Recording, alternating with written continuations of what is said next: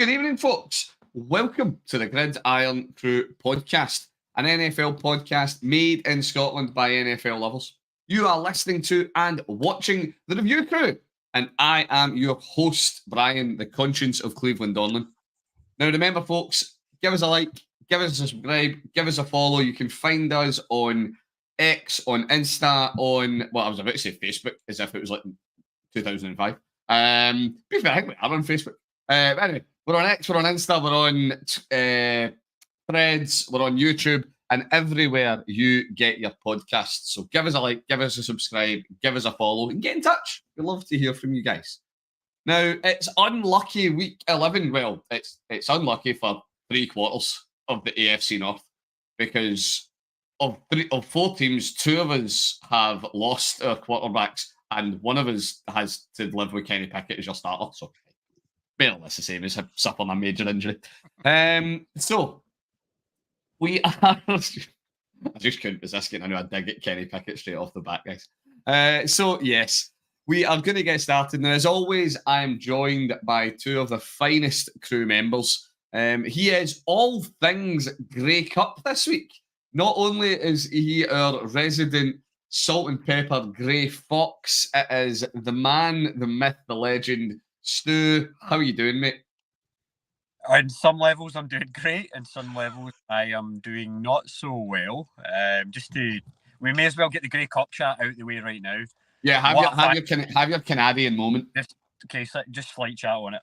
What a fantastic game. I don't know what it is with the Grey Cup, but every single year they seem to have like the most mental ending or the most exciting ending where you think, okay, game's done, nothing else can happen here. So last night it was Montreal Alouettes playing the Winnipeg Blue Bombers. The Blue Bombers are in the conversation for being the next Canadian dynasties because they've made the last four Grey Cup finals straight. They've won two of them and they've now lost two. They lost last year to the Toronto Argonauts, and then this year they lost to the Montreal Alouettes. Now, right at the end of this game, basically the Alouettes had the ball. They ended up 3rd and 5, which in the CFL means normally you're completely hooked because it's a 3-down game. So if you're going into your if you're not 3rd and short, you're definitely going to punt it away. There was still a bit of time in the clock, so they thought, well, Montreal's probably going to punt this here. And then, that should be it. They might get another chance, but Winnipeg are so good, the game will be over. Did they do that? Did they buggery? They decided to just go for it anyway, and they ended up with a 30-yard bomb downfield. We also saw like one-handed catches to keep drives alive. Less of that. That's coming up later. I've got that written in. I've got that written into the script. Never, especially for you, mate. Yeah, okay, good. We'll save that one. But anywho, the Alouettes, they were absolutely excellent. Full value for their win. I'm pleased to see them win because they haven't won in like 13 or 14 years. So it was nice for them to do that. The Green Day, they were the halftime show. They were absolutely excellent as well. So for once, Canada actually got somebody fairly decent because normally it's like some no-name country star from Saskatchewan that will play. No offense, Saskatchewan or country music fans, but normally it's not anybody that big, or it will just be like some kind of Canadian legacy act who, let's face it, Canadian content is sometimes laughed at for a reason. But yeah, Green Day were absolutely brilliant. So yeah, that game was brilliant. But for the downside of how I'm feeling, we'll obviously get to that too. But it involves we will wrist. Well, so for anybody that doesn't know, the Grey Cup is the Canadian equivalent of the Super Bowl. So CFL equivalent of Super Bowl. For anybody that doesn't keep up with the CFL, and I do like that. I like that there's that big balls play. So again, if it's 3rd and 5, it's a 10-yard game still, yeah. Yeah, 10-yard game. So that's 4th and yards, 4th and 5, and going for a passing play. That's that takes some studs. Got to appreciate it. Well, now this is to move on and to do my second introduction. I actually sat with this second introduction, and I thought about it, and I thought about something to slag Gav off with. And normally, as a Giants fan, it is pretty much open season. And the array of ammunition I have at my disposal is normally so plentiful, it's unbelievable. But ladies and gentlemen, like a clap, a round of applause, because Gav gets Victory Monday. He is the founder done, of Gav. and number one member of the Tommy DeVito Scotland branch Appreciation Society. Gav, welcome. How are you feeling? This must be a great day to be a G-Men fan. I feel like I'm about 10 months in the future. I thought Victory Monday was saved until September 24. No, it's good. It's a pleasant surprise. I guess if we're going to be conventional fans and we're not going to talk about, tanking for anyone in particular, then yeah, it's a good one. It's only the Commanders, but it could be the last highlight of the season. Hey, you say that? Comic? Well, no, I was about to say something nice about the Commanders. Then I remember they're 4-7. Yeah. Hey, still, Gav. you can only beat who's in front of you, mate. That's true. Well, to be fair, we've got the Patriots next week as well, which, that could Mac Jones, really scary. scupper the draft order. Hey Gav, one thing I will say though is if you do screw it up and you start winning games and you end up not being right near the top of the draft order, would you really want Caleb Williams? Because if you look at it on this past weekend, he lost. His season's over. That's him. He's done. Whereas DeVito, he's clearly the man in the moment and the future. I know he's absolutely rolling from the spare bedroom. His mum and dad's. No, I'm glad you said that. Yeah, I think. I was going to ask, did you celebrate with chicken cutlets? Who doesn't celebrate chicken cutlets? I know we did well. We did leg of lamb last night. It's winning in all fronts. Where was that for wings and things? Leg of lamb. No, I guess the big thing with the draft is that the Giants, they're not sorted at QB, but they have so many needs. I still think that if they're in the position to take a QB, they will take a QB. But I'm not naive enough to think, well, actually, Tommy was a hero last night, but he also took 9 sacks in the process. We're going to have to do something to keep our quarterbacks alive, whether it's the top draft pick or the third stringer. Well, so an interesting one. So this is, and it's I'm not going to go too into Mr. Williams, but there have been a lot of questions over the past couple. And this is the lovely cycle that we always get every year with top QB draft picks. We have left the stage of the conversation where he is effectively Jesus, and we have entered the stage where he is now horribly flawed and basically has no future in any professional sport, let alone at quarterback. He's not because we're getting lots of questions, but he's lost, he's losing, he's ducking out of his press responsibilities. He was jumping out of the crowd to have a cry with his mum. That was an interesting one because that was getting very split opinions online over whether that was. At the end of the day, he's still a young man, a very young man. So can't really be judging him too harshly. But in a year's time, there's talk of him being the face of an NFL franchise that he wants part ownership of. We can't forget as one of his demands that any deal he gets as a rookie gets an ownership stake in the club. I don't know. Are we seeing so many flaws? Is this the next CJ Stroud in the making? Or have we found yet another Sam Darnold? Poor Sam Darnold. I thought you would go with Johnny Manziel there. No, we do not mention he who shall not be named. He sounds a lot more like Johnny Football when you're kind of describing him as having like the character questions. But no, I think he's actually far too talented to end up as a Johnny Manziel and probably far too talented to end up as a Sam Darnold. So I still think wherever he lands, he's going to end up working. I think he's going to be good. I don't know how much of this is noise that might be put on by his agent, because it's that whole thing of like, even before you've signed a contract, you're manoeuvring to try and make yourself seem like Billy Big Boots to get more money in the long run, or sponsorship deals. So no, I know I kind of joked there about DeVito and Williams, but I think surely the G-men, if you're sitting in that position and there isn't like a top O-line guy sitting there, you're probably going to take Williams.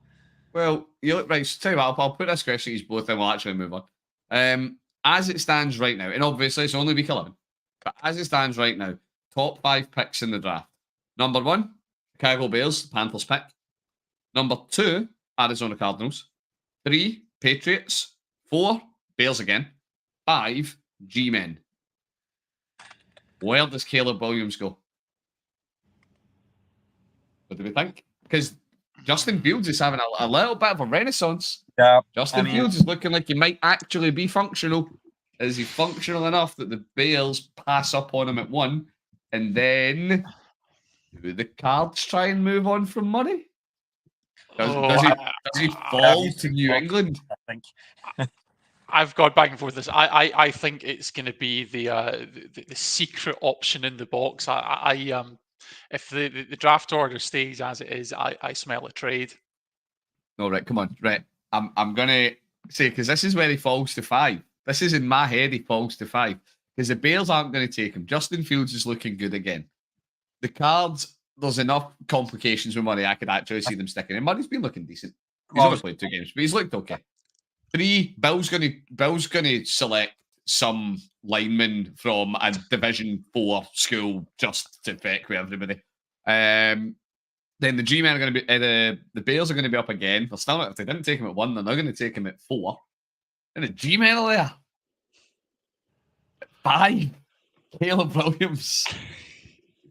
I just think the Bears could end up looking really good when they get another crop of multiple firsts out of someone. I completely agree with you. I think they could very well stick with Justin Fields, but I think that pick's getting traded. Probably the Panthers pick, because I think the Bears themselves, I think, are probably get a few wins left in their season. Yeah, Gav, I agree with you. Like, I think my personal feeling is the Bears, if they get that first or second pick, that's getting traded out. They'll keep their own one, and then they're going to try and get, like, you know, a later pick in the first round and maybe another one the next year, or, like, you know, second and third round picks from someone, like basically a package of picks. Or who do you think trades in for it then? Who's your hot ticket to say here's the earth? Because let's not kid ourselves on. It's 101. And it's I hate this, by the way. It's a generational talent at the most important position in the game. So it's not going to be cheap. Mm-hmm. What's who pays for it? How many? I don't know off the top of my head, but what's Atlanta got for picks? Because Desmond Ridder has kind of flattered to deceive, I think. And I know they're backing him now, and he's back in as the starting quarterback, but you have to think that if they have the chance to, like, move up and get him, maybe they would do it. They're like kind of the first team that comes into my brain was Atlanta. Jets. The Jets. I actually can't remember what the Jets had to send. Well, the Jets wouldn't have had to send Green Bay much because Rodgers has missed so much time. That trade didn't actually cost them a huge amount. And we still have Rodgers. I think the Jets keep Rodgers for next year anyway. Well, I think they keep him as well, but imagine keeping Rodgers for next year, Ben Wilson, because he's already been benched, so why not just Ben? And then draft Williams. Yeah. Oh, mystery. I love draft speculation. It's great. One was wrist injury is permanent, and we'll just draft him. Hi. I want the one with the wrists of steel. Right, okay, it's okay. We'll make you talk about that later. Right, we're actually under our actual kickoff question. It's not just me shooting shit about draft picks. So, this, I need to give a credit. This was Dan's idea, and I don't know why he didn't use it, but he didn't use it. So, I've shamelessly pilfered his kickoff question. Rumours are bound, and I've actually been calling this all season, but rumours abound that the one, the only, Bill Belichick is on the sugary peg in New England. Is he is he planning to jump before he's pushed? Who knows? The rumours are that he's going to be next year. He will be at the Chargers, and he will be taking the hot seat there as opposed to New England. So, with them picking up somebody who is considered by many to be the greatest coach, or certainly one of the greatest coaches the game has ever seen, who would you pick if you could choose any coach, past or present, living or dead, to walk into the hot seat at your team? Who would you choose and why would you choose them? And I will vomit in my mouth as I say mine, but will come to me at the end because it just lets me build myself up to it. Gav, who would you take as you're replacing Dayball? For reasons unknown, you're sick and tired of the situation this year. You can choose anyone. Who you after? Oh well, I'm going to get creative here because I think okay, we're moving on from Dable, but the problem with the Giants hasn't really been the coach. So I'm going to take a coach that's a former player as well, because I think that's where we really need the help. So Player manager. there's a couple of options there. Pat Mahomes. Pat Mahomes is player manager. I'm going with Art Shell. We're going to go with someone who's actually been a player coach. So this is I think an 8-time Pro Bowler, offensive tackle with the Raiders, but also had multiple winning seasons as a coach. So we're going to take that. Someone that's going to try and save those endangered quarterbacks in New York and try and improve the record at the same time. I like that. I like the idea that kind of somebody that's a proven winner. I like that. That's somebody that knows some success. Stu, what about you? You're making changes in Cincy. Who are you bringing in? Does it need to be a real life coach, or can it be fiction? Bugger it, fiction. Okay. I was gonna rain your parade there, but I will want to see where this is going. I'm going to take the head coach from Remember the Titans. Amazing speeches. Like, why have I forgot his name? I wish I'd written this down before I came on. But anyway, Denzel? Yeah, one of my coaches. You know what? You can have it, but the catch is it's actually Denzel. Well, that would be fantastic. How good that would be. Think of the marketing. Think of the movies of the Bengals or whatever as well. It'd be so good. So, yeah, that's my choice. I'm going to forget. Remember the Titans. It's think of the Bengals. Think of the Bengals. Consider Cincinnati. Think of the Bengals. Right. Okay. Does this mean I need to kind of be sick in my mouth a bit and admit what mine is? Yes, it does. It sucks so hard. There's only one, and I bloody hate that I have so much respect for this coach, but I really do. It's got to be Tomlin.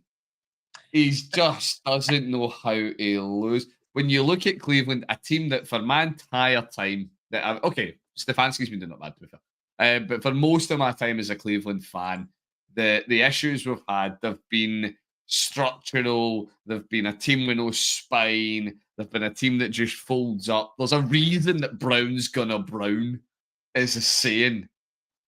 Tomlin gets rid of all that. I genuinely think he does. There's so much you hear about Bill and the Patriot way. I don't think enough is actually made of Mike Tomlin and the Raven way. Mike Tomlin sounds like a synth band. Hold on, is Tomlin know the Steelers? Dave Tomlin is the Steelers. Guys, it's been a really long day. You're thinking of Hardball. I'm thinking of I'm not thinking. No, I'm not. I'm thinking of Tomlin. I'm just trying to not ever admit the Steelers do anything well. Yeah, no, sorry, the Steelers. Quite right. You hate that much. You're like, I'm gonna. I hate them that much. I want them to. Do you know what? But anyway, it doesn't matter. It still makes me sick. But yeah, no. If Tomlin was the coach of Cleveland, I genuinely do. I think they would have been as successful as the Steelers have been under his tenure. Maybe not. A whole bunch of like 9-8 and like 9-7 type years. Respectable years. He's never gone 0-16, is he? Yeah. True. Well, to be fair, I can dream. There's always next year. Steelers went 0-17. That'd be amazing. Right. Okay. That makes me sick admitting I like anything about Pittsburgh. I've felt in my German general is like his favourite wartime thing. It's like familiarity in your position, like kind of breeds respect.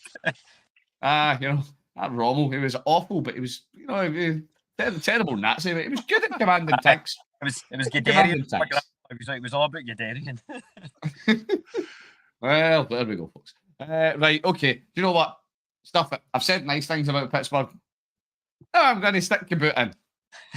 Because it's time for the review of our games of the week. Now, I'm going to keep this brief because it wasn't a great game.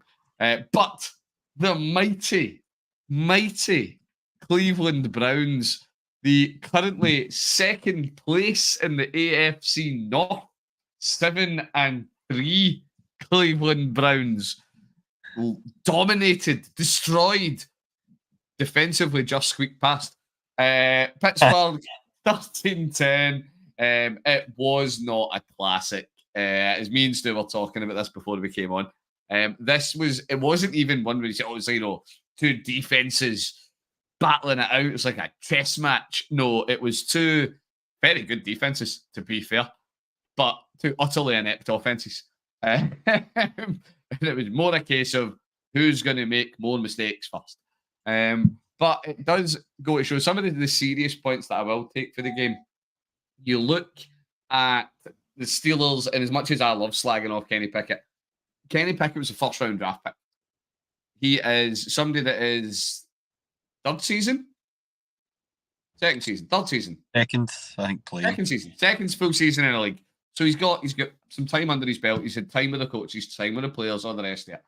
And he went for, as I find it here, 15 completions for 28 attempts, 106 yards, no touchdowns, no picks, but no touchdowns. And you compare that to DTR, a fifth-round rookie, his second ever start, his first start, he was flattened to the size of a small can.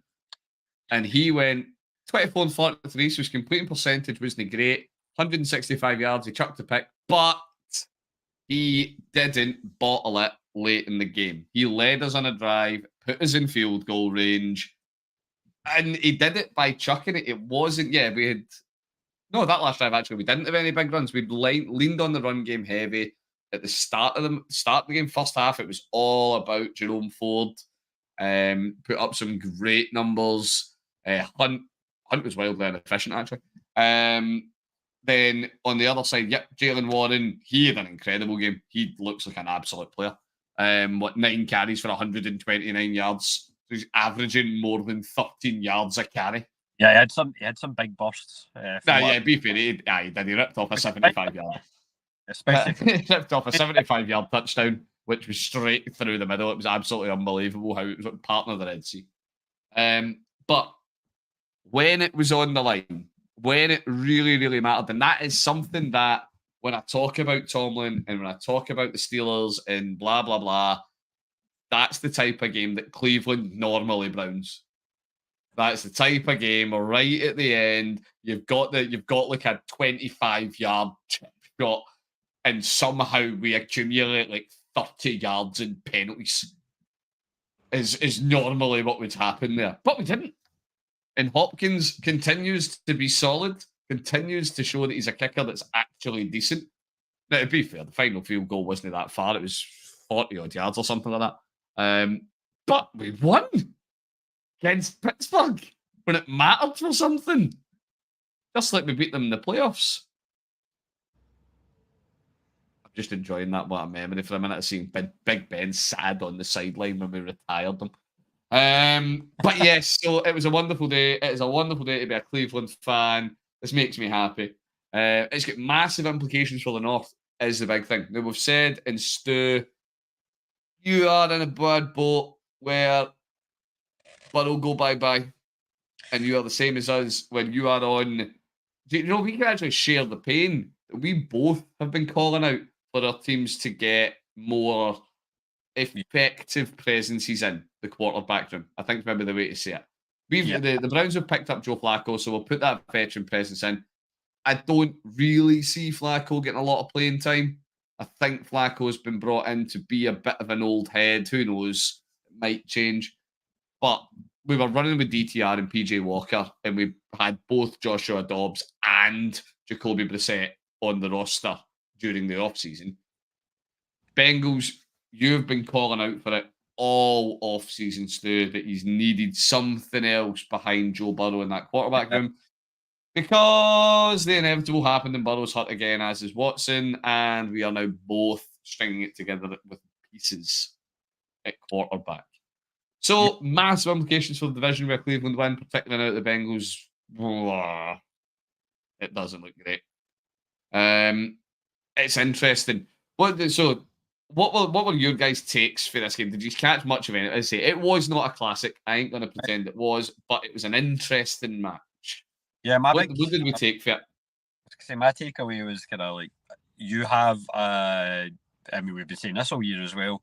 Your defense is completely legit. It could be Elite. You have an elite defence. Yeah, I'll go as far as saying that. Miles Garrett is a machine. We spoke about him at great length, so don't need to go into too much details. He looked great again. You did have an injury though, did you not? That was one of the things that I kind of picked up on. We picked up a couple of knocks. There was. I'm going to go back and check, but I don't think there was any major actual injuries. Yeah, apart from that, it was like you just kind of trucked along, and I mean, it's kind of tough sledding against the Steelers' defence. So you're not going to be facing the Steelers' defence every week. Because I think you're looking at your running, because I actually had that written down. You're at the Texans, so we'll get to talking about the Texans in a bit, but that's clearly a big game. At the Chargers, their defence isn't. They do have a good offense. So at the Lions, again, the defence, some question marks there. The Pats, not great. Chargers again, and then at Raiders. Now the Raiders, like, as much as I know they lost at the weekend, they're the one that kind of worries me for you. Oh wait, hold on. I've been reading this the wrong way around. That's the Broncos' schedule. Because you play us. I was going to say we're not playing the Raiders. I'm talking rubbish. Ignore everything I said. I've just been reading it. The Broncos.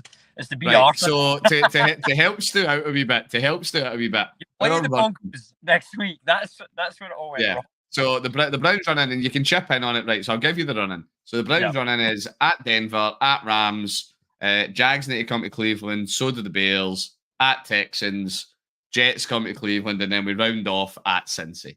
So that's not a murderer's row kind of thing. So it's like that's pretty doable, even with a rookie quarterback. It's that I think your defense should be able to eat some of those offenses, including. I'm sorry to say to the other Bengals fans here, because not that I want to crap on Browning too much. I just don't know if we are going to be able to kind of get over the line from where we are. So by the time we're hitting that phase, it's the last game of the season. We may as well phone it in and go for the draft pick. Hey, Gav. I'll call from that. From our running, I'm calling 4 wins. Broncos, I could see beating us. I think we beat the Rams. I think we lose to the Jags. We beat the Bears. We beat the Jets. Cincy, it'll be last game of the season. It will entirely depend on where people are. Yeah. Texans, I'm utterly unwilling to make a decision. I have absolutely no idea what that game will be like, because the Texans are an absolute mystery to me at the moment. Some shades of them, when you watch them, you're like, yes, this is the Texans from last year. And then other bits, no, CJ Stroud is utterly legit.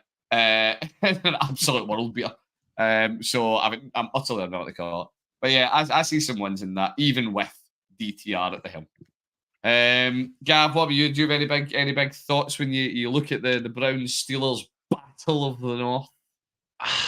Yeah, I mean, I guess both teams are kind of dealing with the limitations, but I think the records still speak for themselves. I mean, we've kind of talked about it there, like especially with your injury at the quarterback position. I guess both teams are kind of trading on their defenses. I suppose maybe one for the purists, but Cleveland keep finding a way to win. And I think when you look at that running that we've just talked through, there's teams on there that you wouldn't say you wouldn't think, God, I'm worried about those games, but there's a couple that you think, Bears is a team, for example, that we keep seeing them. We'll talk about that in a second. They probably do have a couple of surprise wins in them potentially.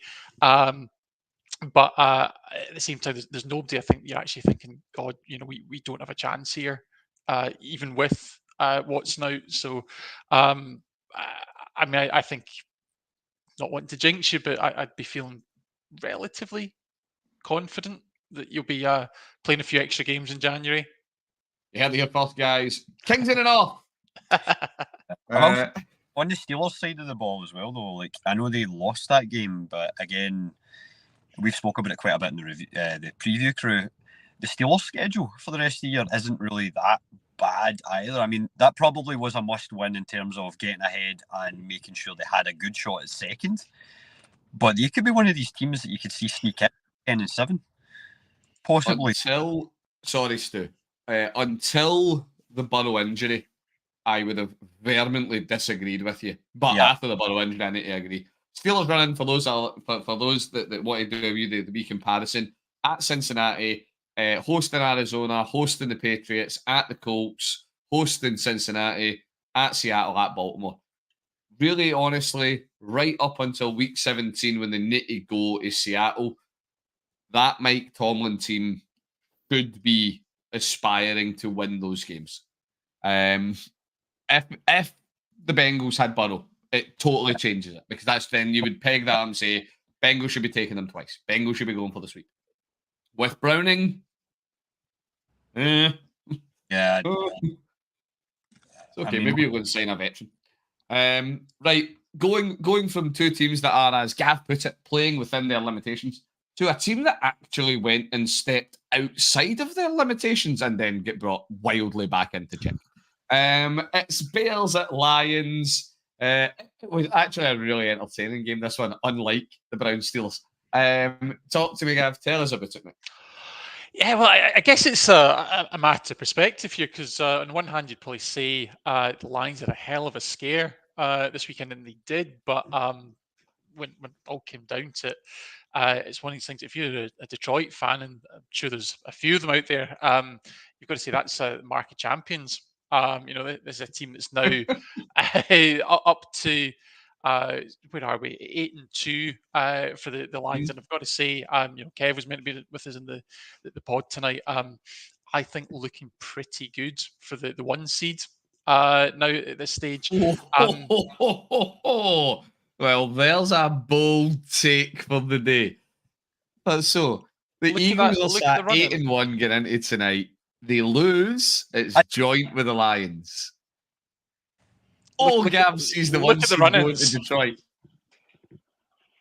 But we'll talk about the playoff picture in a bit. But I think this wasn't the best state of the office for the Lions. I mean, Jared Goff had 3 interceptions in the day, but they were trailing by 12 with just over 4 minutes remaining in the game. But I think one thing that I guess the Bears will really be kicking themselves with is they had 3 70-plus yard drives for touchdowns that they gave up. And it's not just the fact that they let Detroit go the length of the field, but it's the speed with which they did it. I think they'd one to close out the half. It was about a minute 30, and then obviously in the final 2 minutes they had two drives going the length of the field for touchdowns. Obviously the go ahead score in the end was a touchdown run. Which you don't often see in the closing minutes from David Montgomery. But yeah, the Lions really did have to work on this one. And I guess taking a moment to speak about the Bears, we've I think at points in the pod we've given the kicking, but there is some real spirit in this side. Obviously, Justin Fields is back this week and dropped a dime to DJ Moore in the third quarter. So, some real bright points for this team. But obviously, you can talk about, things that make the highlight reel and who actually takes the win. And I think Detroit, that's one that, probably in previous years, they would let get away from them. But they saw it through. And like I say, one seed, the NFC goes through Detroit. This is I'm loving this because see if it happens now, Gav, you get to dine out on it forever if you've called it because that is. I don't think it's controversial, right? Lions playoffs, all the rest of it. Potentially, NFC Championship game. Don't think that would be seen as much that controversial. One seed.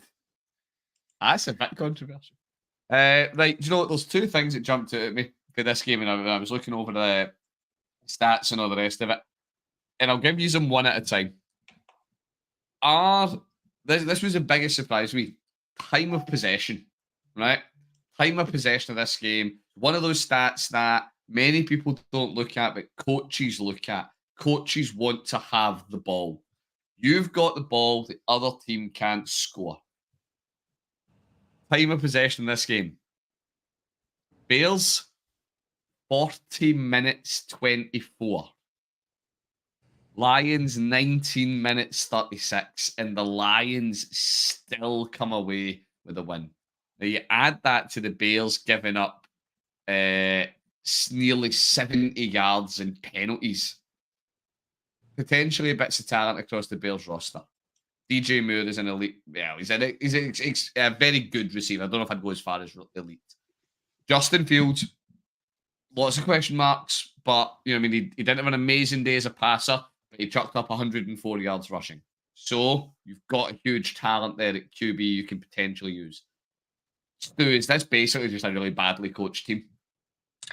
It's not, well, partly that, and also I think some of it's experience as well, because if you look at the way they've tried to build over the last few years, especially on the defensive side of the ball, it's like they've brought in a lot of rookies, they've traded guys out, they've got the veterans out of there, they've been bringing people in. Now they're changing it. Just you saw the trades that happened, kind of thing. Like they've brought in the guy from Washington, Sweat, and Montez. So they're starting to go, you know what, we are sort of on the verge of, we need to start getting better now, and they should be getting better. Now for the penalties, yeah, that's a mixture of sometimes if you're rushing and you're overexcited, and that kind of comes down to coaching. It's that you need to kind of get your players in the head zone where even if you are rushing and excited, you're not putting your hands in silly places, you're not overreaching, you're not overstretching. That's why that was happening, or that's what it looked like to me. It wasn't like being inherently, overly dirty or anything. It was just brain farts due to excitement. I was kind of thing. So, I mean, is that down to, bits of it's coaching. So I think to answer your question, probably 40% inexperience, 60% coaching. Right, I'm going to give Gav the nice version then. So is this really then, am I just being a miserable old git, and I've been called it before, should I just trust the process?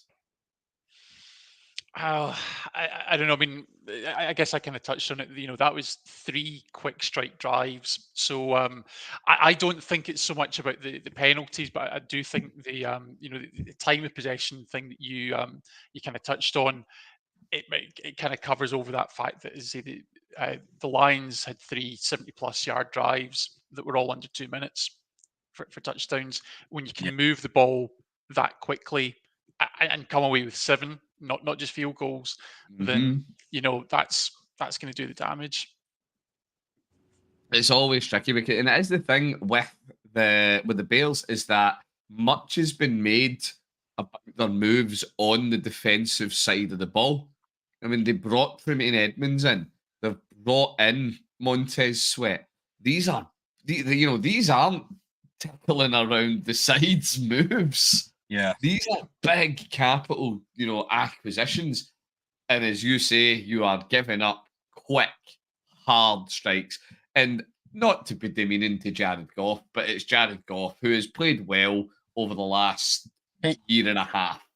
Actually, he's not Patrick Mahomes. Yeah. One thing I will say, Brian, actually, just kind of one of my huge takeaways from that game was just the fact that with Jared Goff, he didn't have the best day at the start. There was some, I mean, whether you blame him or not for the interceptions, because it was one of them I think was tipped, and there was another one where there maybe could have been a call where there wasn't one. But what I would say the positive side is the guy's poise, because it's like, you've went from Jared Goff in the past when he was with the Rams, where he was getting remember there's all this stuff about the micromanagement where he was getting last minute transmissions right before this, right up until the snap, and you just saw the guy become a worried shell where he didn't know what to do. And now the Lions seem to just let him go, kind of thing, and it's really showing in his confidence. And for him to be able to go into that last quarter, even with whether they're his fault or not, the picks or kind of the interceptions, the whatever happened earlier in the game, he was still able to kind of take the Lions and do those quick strike, 75-yard marching up the field kind of thing, possessions to get them the couple of scores they needed to, go ahead kind of thing in the end. So to me, I'm not saying he's the best quarterback in the league, like you were mentioning there. He's not, you said it too. He's not Mahomes. He's not Russell Wilson. But he's Kenough, as they say from the Barbie movie, or Goff, I guess. Goff, I don't know where I'm going with that, but you know what I mean. Well, and this is something that I've literally just seen. Right, so something has just popped across my my mailbox at the minute. So, Chicago Bears fans out there that are listed in, guys, I would like you just to note the confidence with which your head coach holds himself, as during the presser, one of the quotes that's actually came out from Iberflus about about some of the play calls in the game that were really successful. It was good calling by the whoever the defensive coordinator was, and that would be me. But there's nothing like a little bit of buying into you. This is a guy with 3 wins. Jesus, he is not Andy Reid, but he likes to think he is, evidently. Well, you know, it's funny. I'm somebody that with sports, I always get really annoyed when coaches and players come up and they give like safe interviews. But oh yeah, you know, we need to respect their opponents. You know, everybody in this league's a solid team. You know, you've got to respect them all. Oh, hard fought game. You know, oh, I need to take ownership of that mistake. That's on me. All of this safe chat, and I want more of this. But this is what chatting like that gets you mocked on internet podcasts. It's good lord, Matt. It's not what we do. It's not what we do. You share that praise. You share it out. You don't hold it for yourself, sir. Right. Stu, you actually set me up with a beautiful link that because I seen something about Matt Eberflus, I missed and I left. So I'm pulling it back to Let's Let Russ Cook. And it was all about Russ cooking. And to be fair, is it outrageous for me to say that we're witnessing the revival of Russell Wilson?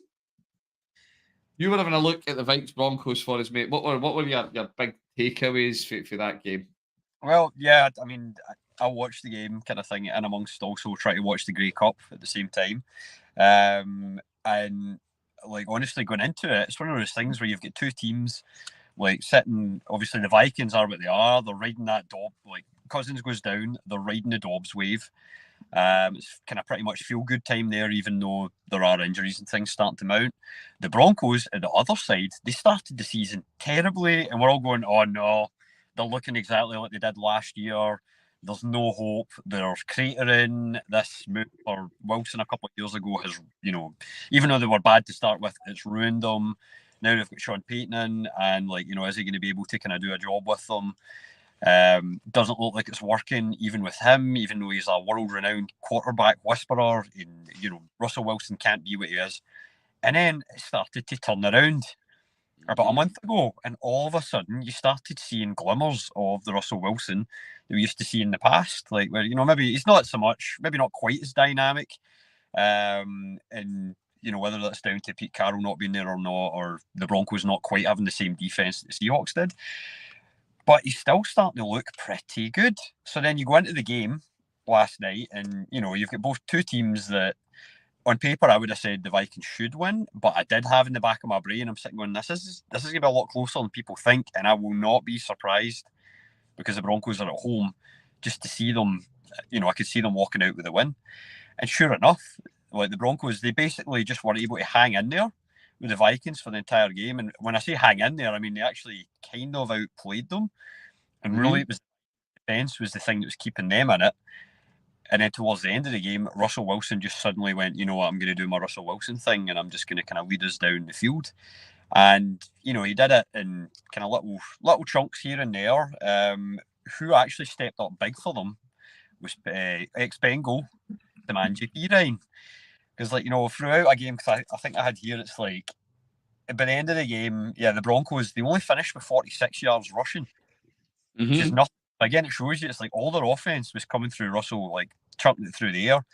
So even with Pirine up until the end, it's like, yeah, in that last kind of drive, he had like 7-yard run.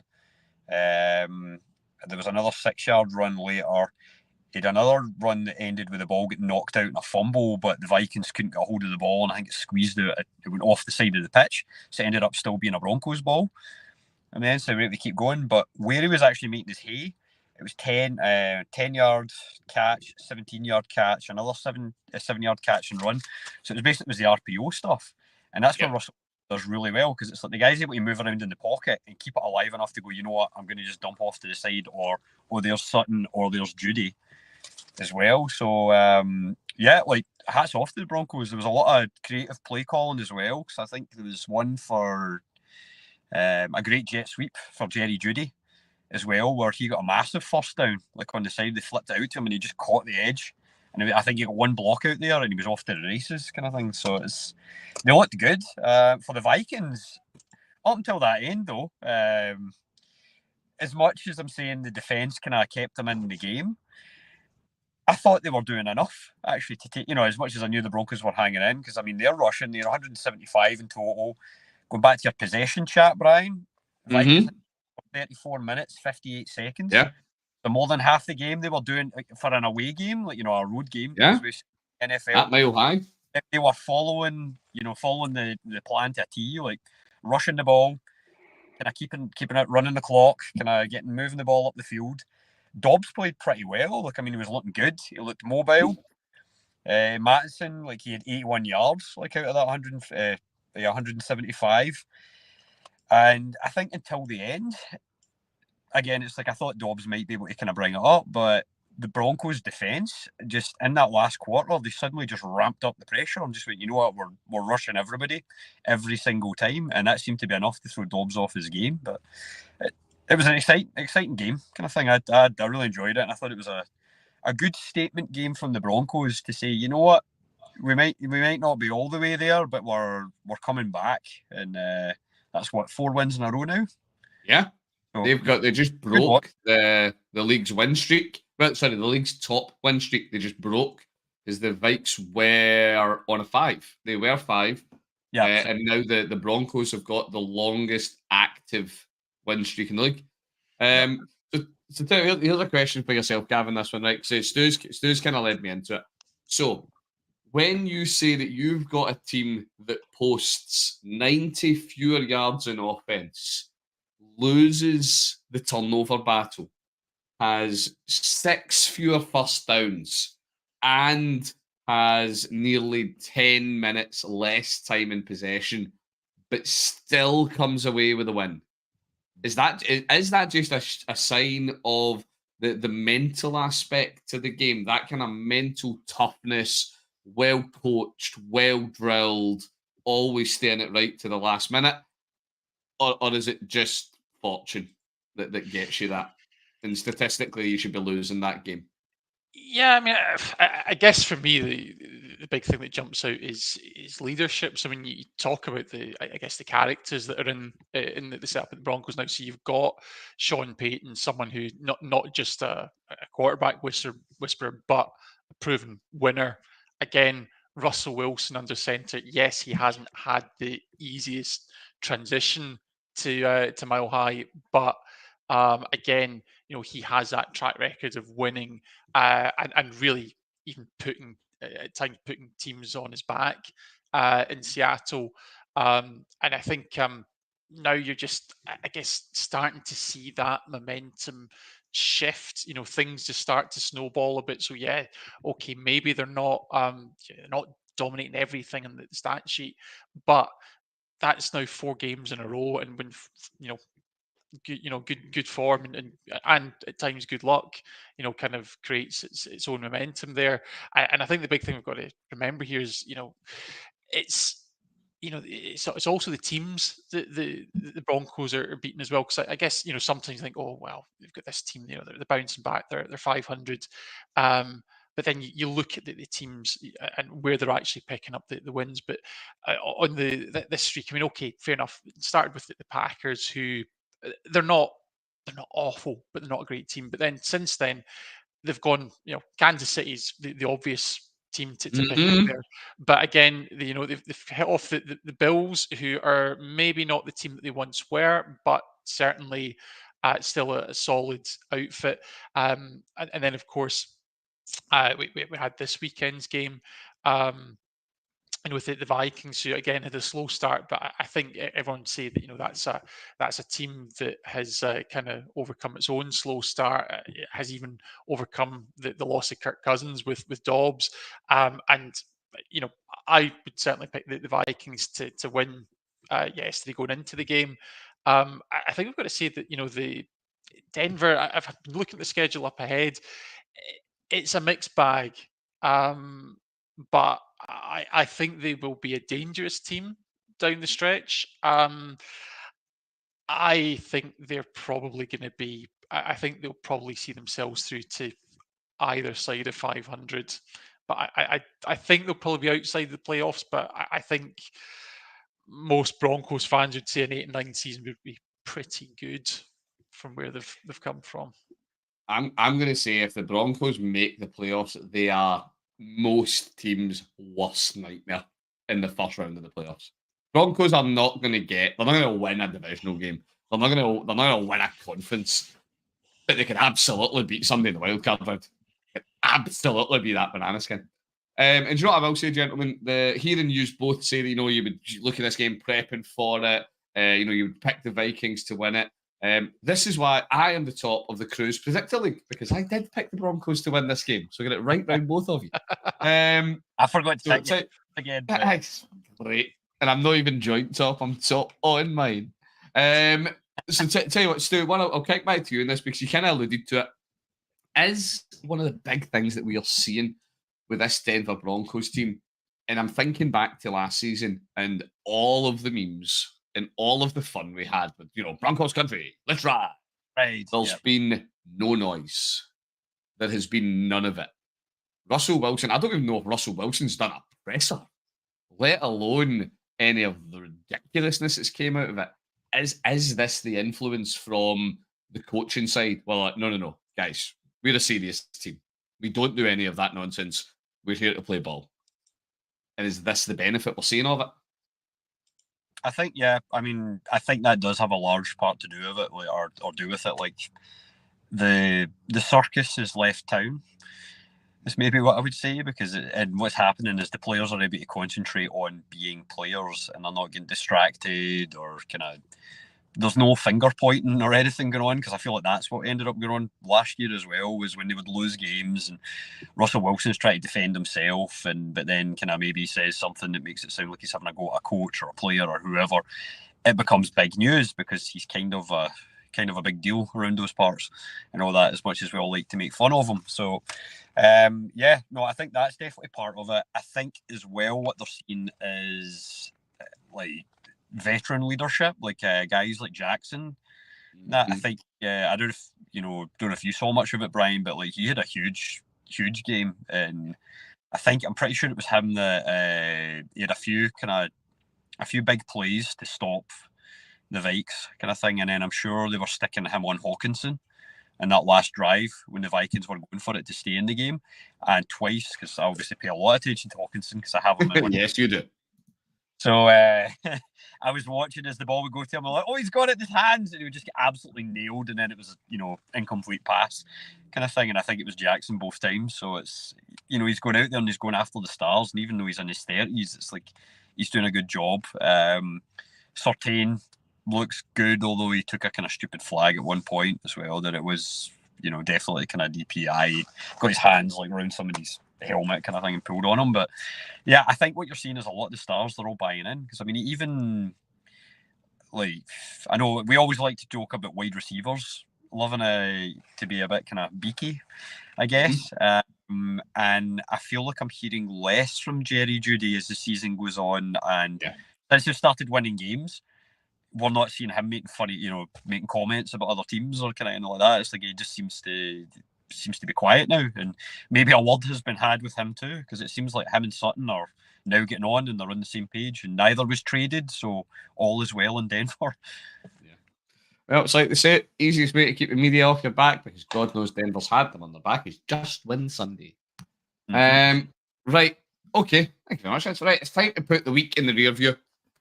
So we have had. It feels a bit cheap calling it putting the week in the rear view when we've still got Monday Night Football to go. But we're going to put the rest of the week in the rear view.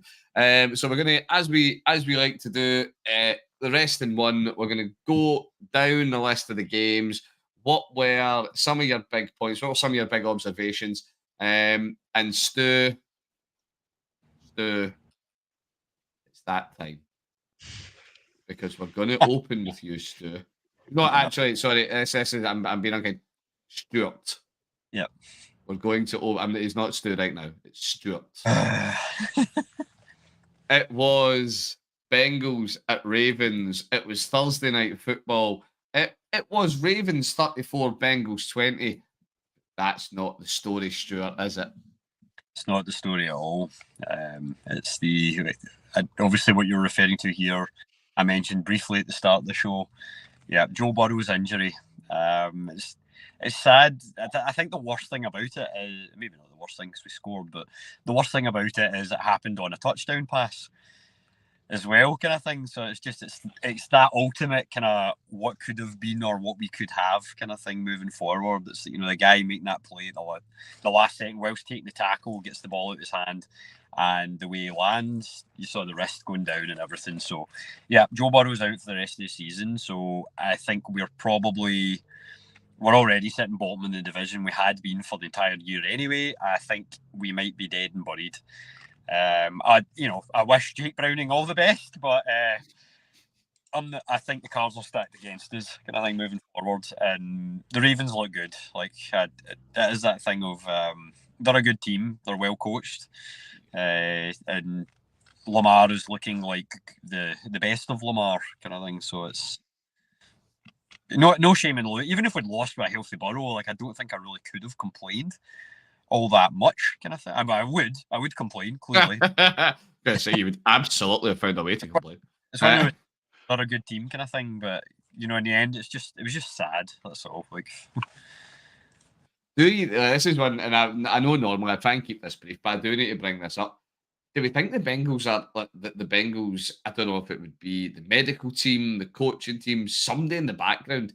Do we think that there was maybe a wee bit where they were at it? Because obviously Burrow wasn't on the injury report heading into that game, but it was all over social media that he did appear in that. It was a video, wasn't it? And he had some form of cast of wrist support on that. Like, what was it? A fancy glove? Was he going into that game hurt? And then we all know what happened now, obviously. But it really raises some serious questions, doesn't it? I mean, just to answer or just to kind of speak about that briefly, I don't. It's one of those weird things where it seemed odd that the video got deleted, but at the same time, if he did have an injury, I don't know why they wouldn't just say. But then also the other side of it is how many other teams have players every single week that they maybe don't even bother putting on the injury designation because it's like maybe Burrow's just told them, I feel like I've got a bit of carpal tunnel. No, all right, okay, like no reason to mention it. I was using my computer too much last night and my wrists are slightly sore. Me and Kyler were on COD. Yeah, me and Kyler were playing COD. We're playing zombies or whatever. So, but anyway, yeah, it's one of those things where I do feel. I mean, we'll see what happens once the investigation actually, whether it happens. One, if it happens or not. Two, what the result of it is. But it does feel like this is one of those the league is out to get us because we're Bengals situations, like because we're a smaller team. Because I would say, like, how many teams have had injured players or that are maybe carrying a slight knock that go into a game and then end up injured? Because I mean, you can't tell me that, like, for instance, Aaron Rodgers. I know because I've kind of had a screwed up Achilles before, and luckily mine never snapped in the end, like because I caught it early enough. But I was having a lot of pain, and at first I thought it was just muscle stuff, and then the physio and they're like, "No, you've actually got like issues here, kind of thing, and you're going to end in snapping this if you don't correct them." So I don't know. It's one of those things where he wasn't appearing on the injury report for that, and happened, but. You just think, same. It's like you're getting older. Like sometimes you're a bit sorer after exercise. No pain, no gain. Like, well, I don't know about that way, but I do know if you can catch your own Achilles, that's not good. That shouldn't be catchable. Unless you're exceptionally flexible, which I wouldn't put past you, mate. Right, we're going to move on. I'm going to let you go. It's over, mate. You don't need to talk about it anymore. Gav, we're coming to you now from one team in your beloved G-Men that I'm shocked to report has a victory Monday to another team with a shocking victory Monday. It was the Chargers at Green Bay. I'm trying to remember that one. Finished 23 to Green Bay, 20 Chargers. Yeah. What was your big one-line takeaway for the game? Well, I guess youth got the love to see me through. I think the Wait. Packers had a real youth movement. They go with 243 yards and a touchdown from the rookies. A huge contribution across Jaden Reed, Dontavian Wicks, Kraft, and Musgrave at tight ends. So yeah, Love's got a few young targets. Keep things moving for Green Bay. Yeah, young love, eh? It's well, to be fair, is this really just a case of the Chargers finding yet another creative way to lose a game? Well, yeah, but that's less punchy as a headline. Oh, no, but I like to slag the Chargers. Right, okay. One for me. The Dolphins. Raiders at Dolphins. Dolphins winning that one 20-13. We hear lots about one-handed catches making the news, but they've got a one-handed receiver who somehow still put up 146 yards in a day. Tyreek legitimately terrifies me. Like, he is setting an alarming amount of records. Like, I remember how excited we were 2 seasons ago about Cooper Cup when he pulled the Triple Crown out. Tyreek is making even that year's Cooper Cup look thoroughly pedestrian, and it's actually scary how good he is at that position. Right, moving on. Oh, I feel bad having anyone talk about this game because it kind of it's a wee bit like kicking a puppy. Stu, Cowboys at Panthers. To be fair, if the Panthers did manage 10 points, the Cowboys managed 33. So what was your takeaway? I mean, it's just the Cowboys' defense being the Cowboys' defense and just kind of rumbling along. And Micah Parsons, what was it, 2.5 sacks, like 10 pressures or something like that as well. So it was just Parsons like staking a claim to say, no, I want to be in that like defensive player of the year conversation, please. It's not just Garrett's or TJ Watts to win at this point, kind of thing. So that the Panthers will build and go from where they are, and we all know what they are this season, kind of thing. But yeah, it was the Cowboys' day. Yeah, you're telling me it was the Cowboys. As I actually just went and checked, is this week in fantasy, ladies and gents, I am playing the Cowboys DST and the 23 points that they put up. Mm-hmm. Now, obviously, your league scoring will vary, but in our league, 23 points is alarming to be playing a DST that puts that up. What can you do? Sorry, I'm still in course to win that game. Run you, Dan. Yeah, Dan really needs Rashi Rice to have that breakout game. But we'll wait and see. Okay, Gav, it's time. It's that moment.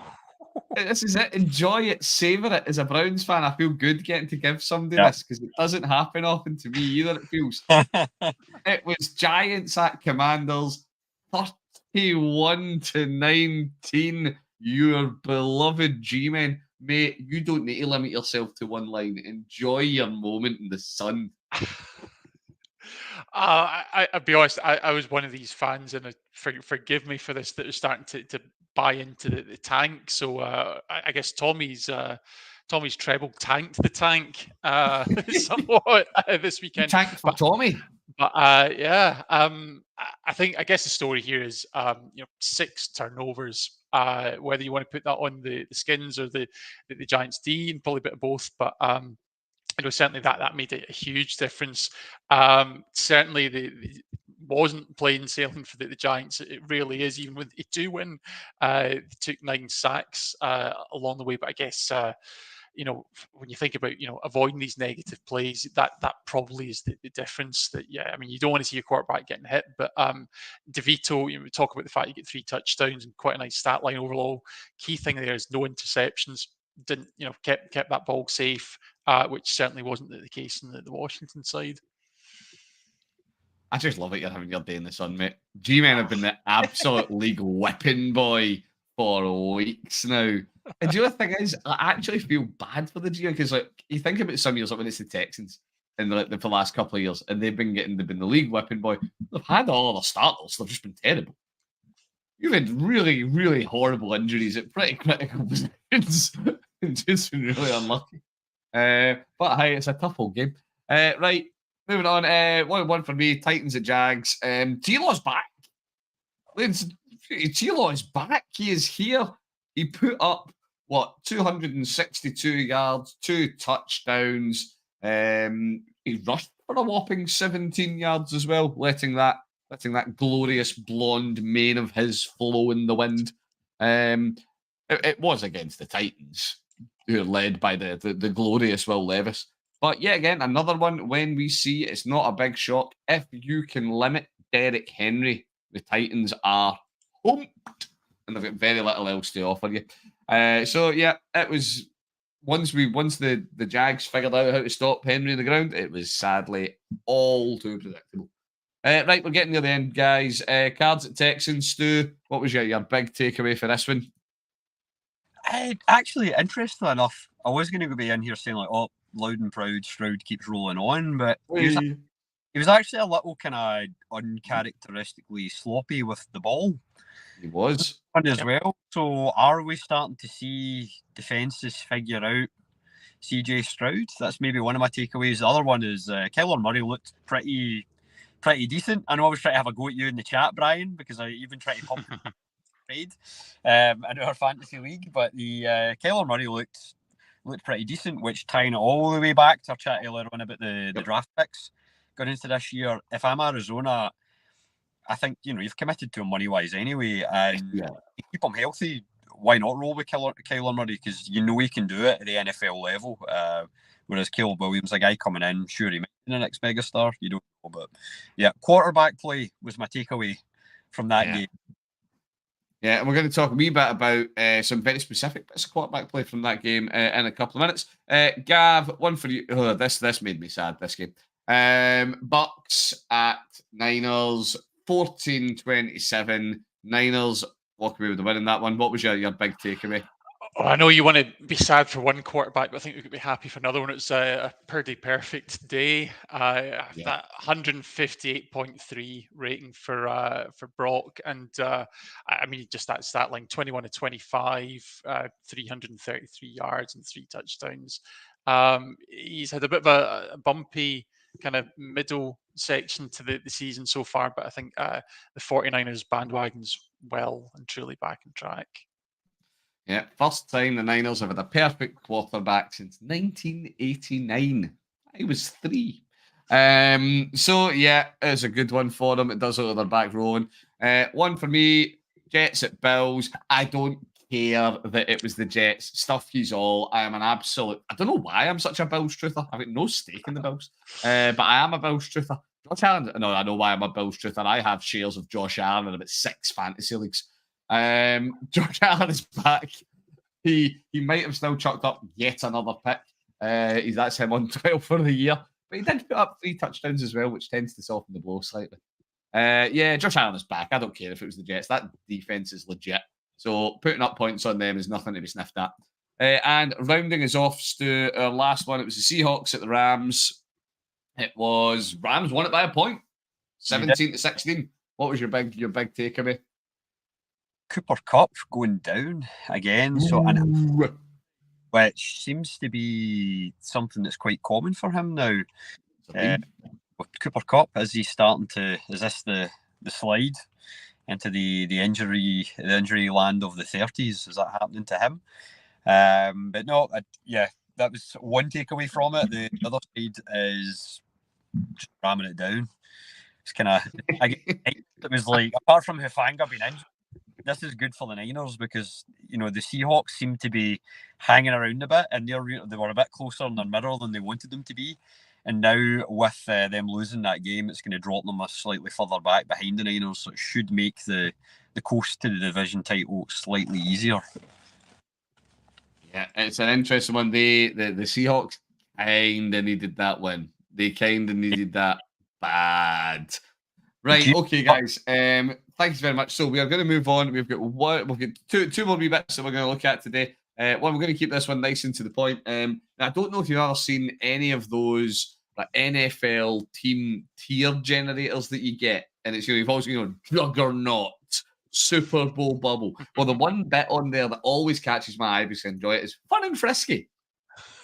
So what we're going to do, we're going to rattle our way down through the divisions. And listen. I'm no too fussed that in the AFC West, the Chiefs are 7-2 and they're a lock for that. That's fine. That's boring. What I want to know is in each of the divisions, who do you think is fun and frisky? Who's got the chance to be that team that just appeals, and all of a sudden it's going to be January, and we're going to be talking about this team that nobody's seen coming. So we'll start off up at the top because there's potential for a couple of teams to be fun and frisky here. Starting at the AFC East, obviously Dolphins are sitting pretty at 7-3. Yeah, well, as long as they don't have too bad of a run in, they should probably be fine.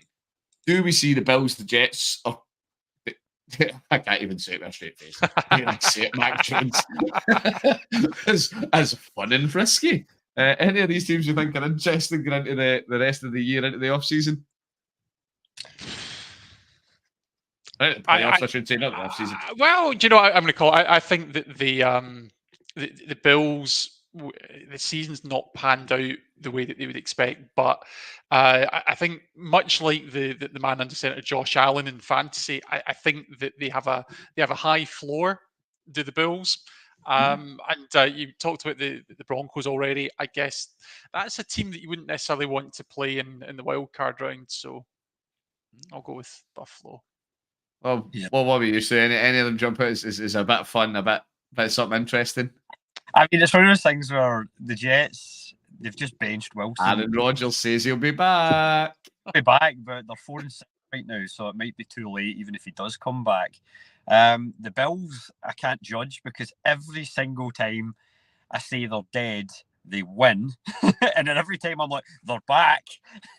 And they lose. So just whatever I say on the Bills, the opposite will happen. So I'm going to say nothing. So maybe they'll 1-1 the rest of the way, like win, lose the rest of the way, kind of thing. But yeah, they're the obvious division that could be frisky.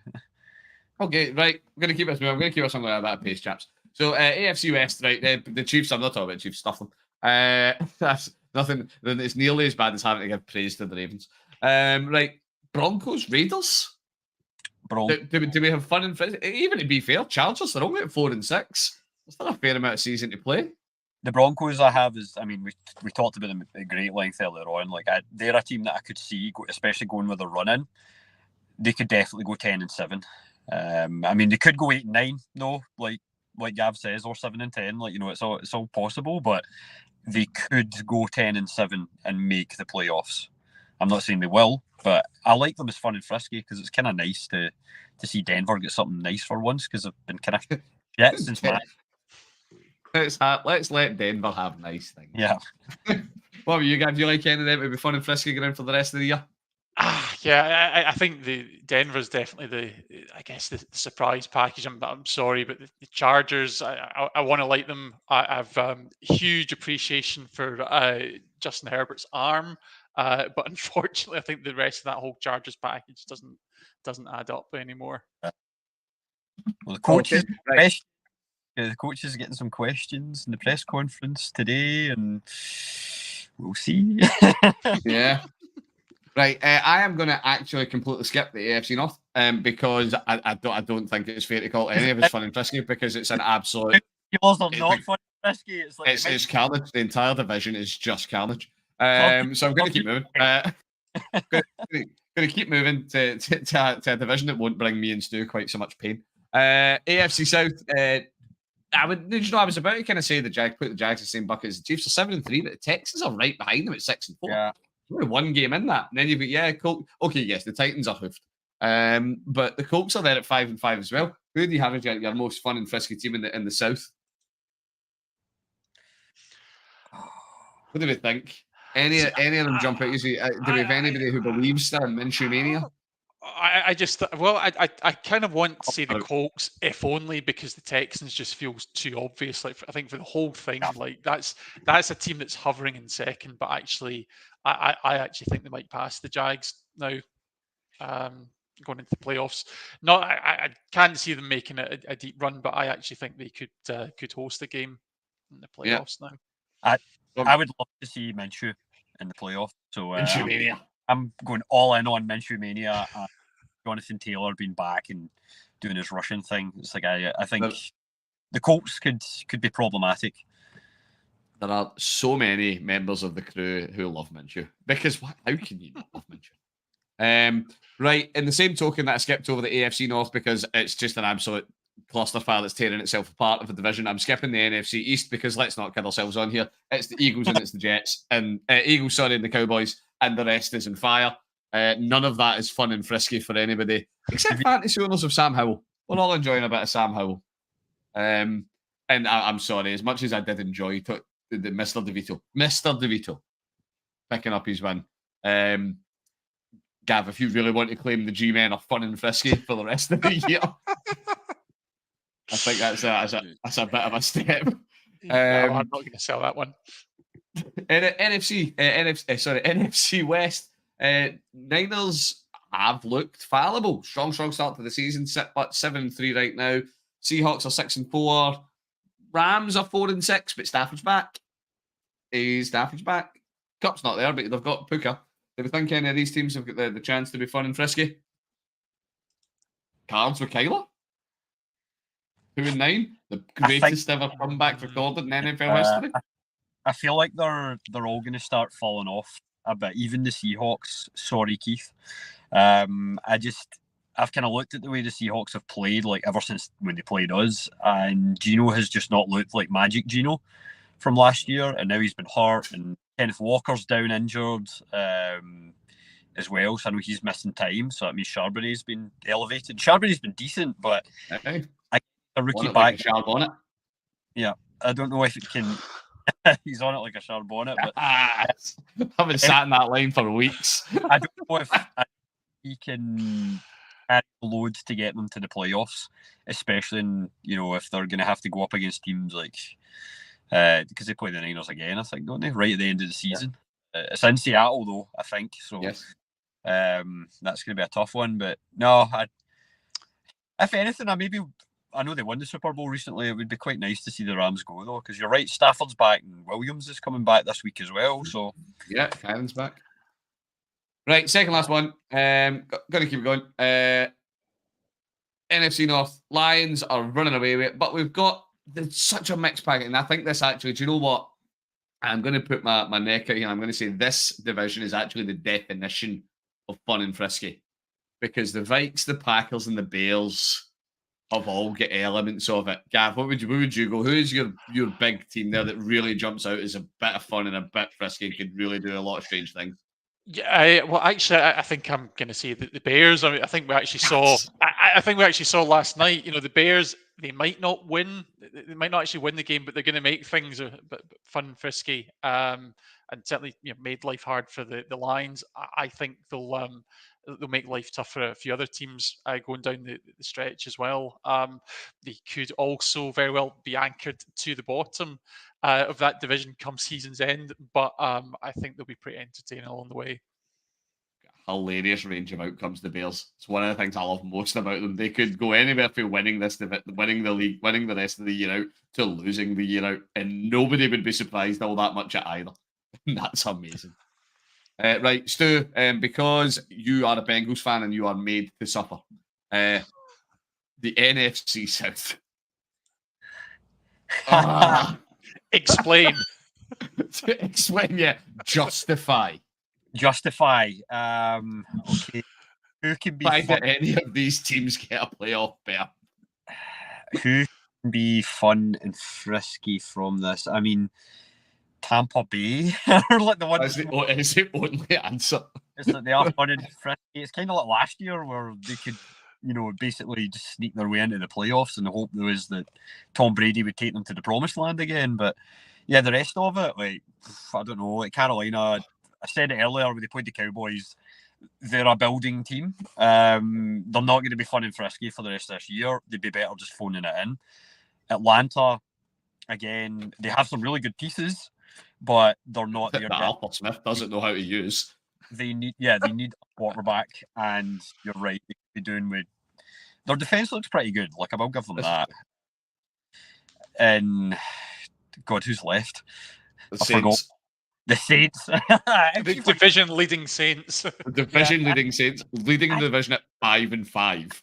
I find them so beige. Like, they're just not. They're kind of. It's like a kind of soggy blancmange. Like the Saints this year used to be all like New Orleans jazz music, and the Saints are marching in, and now they're kind of shuffling around at the back of the party, like, even though they're winning the division. It's just, I don't know. Yeah, the division is not good. The Bucks are the only one I would say are fun and frisky, and I doubt they make the playoffs. The Saints are to football.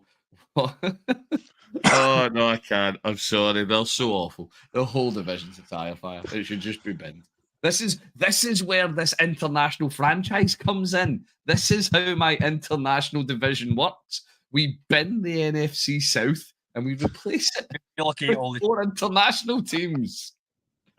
Right. Okay. Our final. Sorry, I just can't go over how bad the NFC South is.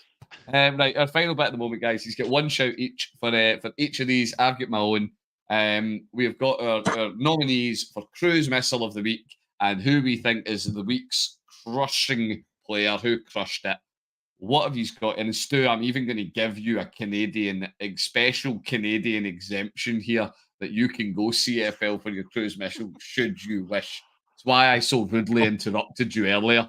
Yeah. So, Gav, because I know where Stu's gone with this, and I suspect where Stu's gone with this. What would your Cru's Missile of the week be? What was your big pass that you just looked at and you were like, damn, that's good? Yeah, I think I'm going to have to go with Goff's touchdown throw to Jameson Williams. The starting the comeback on Sunday night against the Bears, that was a nice one. Jameson Williams was alarmingly open frequently during that game, but that's another conversation. Stu, what about you? Go for it. Do you want to take your moment? Are you going to be different? When Austin Mack in the Grey Cup final yesterday, he had an absolutely superb one-handed catch to bring that giant beach ball that we use in the CFL in one hand and keep the drive going for the Montreal Alouettes kind of early in the game when people thought they were already out of it. So, and then he went on and won, and he even caught a touchdown as well. Not on that play, but still, it was.